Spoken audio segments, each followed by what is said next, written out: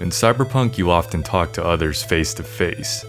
When the conversation ends, you go your separate ways. That's only natural. But what if you followed them? In this experiment, I'll be stalking NPCs after the conversation ends to see where exactly they wander off to.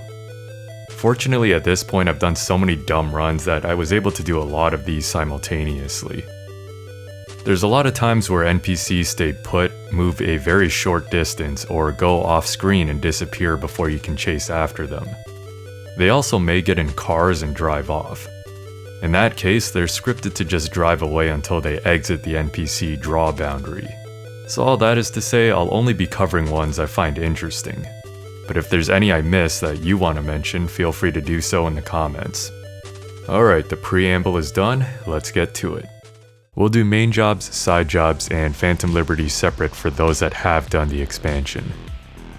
The first main job of interest is the pickup. At the end, should you meet with Militech, whether it's Anthony Gilchrist or Meredith Stout, after talking with them, they will walk into All Foods.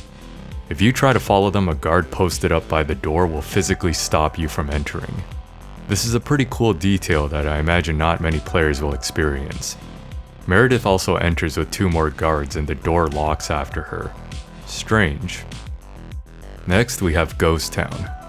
At the very beginning, you can follow Panam after her conversation with Rogue. She ends up walking all the way outside and stopping by the entrance.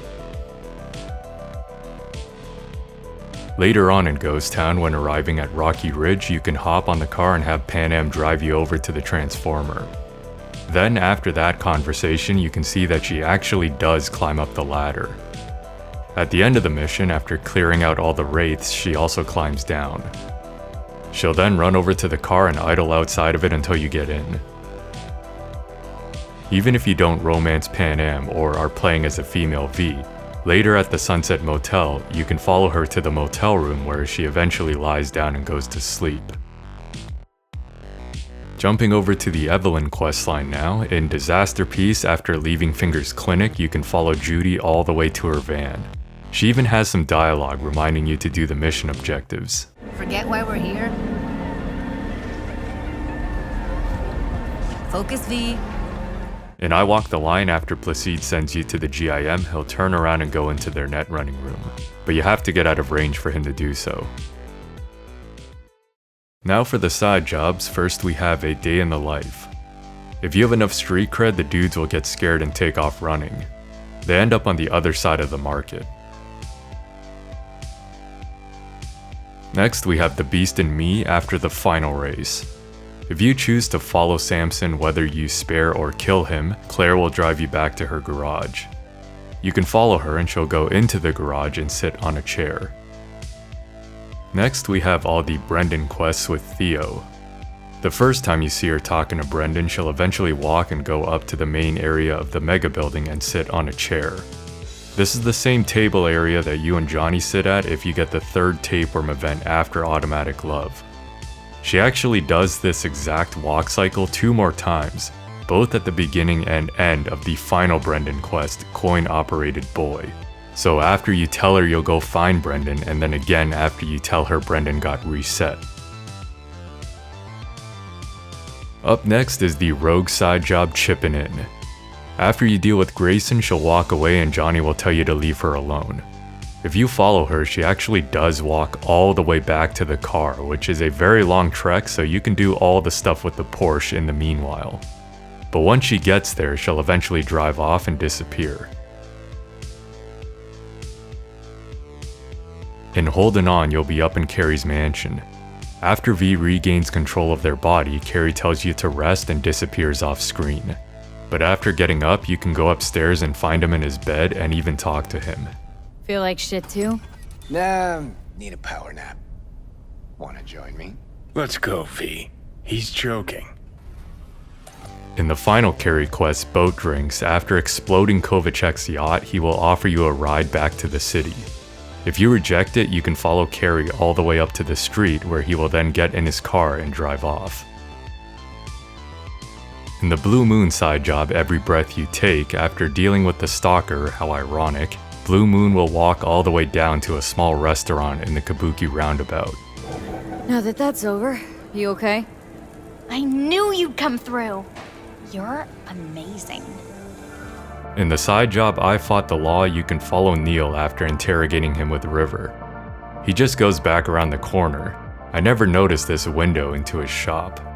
At the end of the job, after reporting your findings to the Peralez's, Jeff will take a call by the couch and Elizabeth will go to the conference table and take a call there. It's pretty interesting that Jeff uses a phone and Liz is holocalling. In the follow-up Peralez side job Dream On, you can follow Elizabeth after she freaks out about the secret room in her apartment. This one isn't surprising at all since you have to report back to her anyways, but they did animate her smoking. In the Riverside job The Hunt, when you go to investigate Randy's trailer, the kids will come to greet you.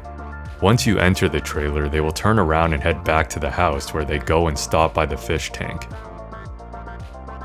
In Losing My Religion or Sacrum Profanum, after saving the monk, he will walk out of the warehouse and kneel along the docks and begin meditating. In Burning Desire / Night Moves, after dropping off Flaming Crotch Man, he actually does waddle over to cash his rider and the door gets locked once he gets in there. Alright, this one is Only Pain, the one where you save the corpo from the cops. The guy's name is Nigel Hamilton. After releasing him, he walks around the block before stopping at this little planter. In Shoot to Thrill, after the contest is over, Wilson will walk back around to the shop and go back into vendor mode. In Sweet Dreams, you can chase after Stefan after telling him to GTFO. I believe he's scripted to run randomly until he exits the draw distance, which is evidently impossible if you keep up with him. A couple of times I've had NPCs avenge me by hitting him with their cars. Even the slightest contact appears to kill him. Next we have the Panam quest with a little help from my friends, the one where you steal the basilisk. At the start, Saul ends up departing the convo and walks into a tent off to the side. At the end of the job, Panam and Saul have their big argument and then everybody sort of breaks off. Most of the Aldecaldos end up transporting the vehicles and end up around the back of the camp.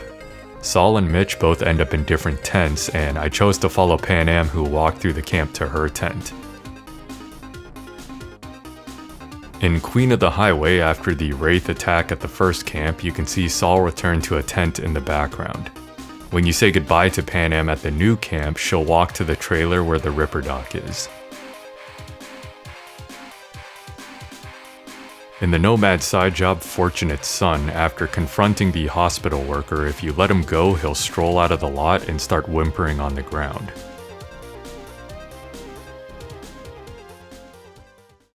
At the end of the Judy side job X Factor, she will walk to her van which is parked at the side of the building. At the end of the side job Pisces, she will eventually walk all the way down to a food stall in Cherry Blossom Market. The pathing is a bit weird as it looks like she's headed towards Jig Jig Street before making a U-turn.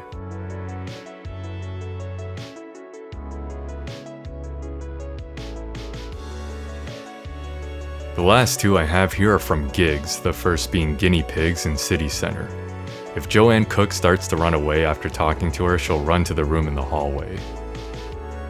In the Watson gig last login, you can choose to threaten the Ripper Doc Charles Buck.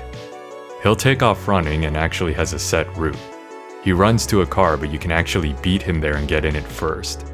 The car will drive automatically. I'm not sure if this route is also predetermined, but one time it got stuck, so I hopped out and yoinked Charles out of it. He then walked back to the office like nothing happened, although returning to the area later had him disappear. I'm gonna be doing a few of the Phantom Liberty missions now, so spoiler warning for those who haven't played it yet. During Lucretia My Reflection, after reuniting Reed with Myers, he will make a call to arrange her transport out of Dogtown. If you hang around long enough, Reed will tell you to leave the building 5 minutes after them. If you follow them to the elevator, they will not go down until you let them go.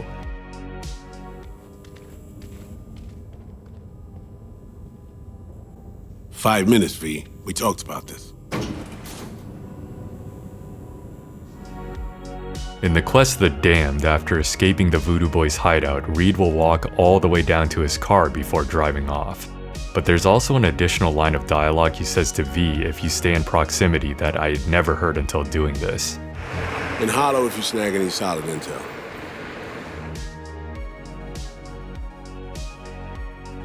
Last thing I got was during the quest Birds with Broken Wings. Alex may call to invite you to the Moth for a quick chat. Now I don't have footage of this because either I accidentally deleted it or maybe I'm just a dumbass and forgot to record, but after the whole thing she'll go and sit on the couch in the back room. At least that's what I remember. And that concludes the findings of this experiment. Again, there's plenty of situations where the NPCs walk off screen and disappear before you can catch up to them, so please keep that in mind if you're commenting about ones that I missed. A lot of the ones I showed are also easily missable since players are likely to direct their attention to something else, so let's give a hand to whoever programmed these missions for actually sending the NPCs somewhere. I'm also always looking for things to explore, so if you have any video topics or things you want to see covered, feel free to comment and I'll see if it's something worth looking into. That does it for this video. Thanks for watching.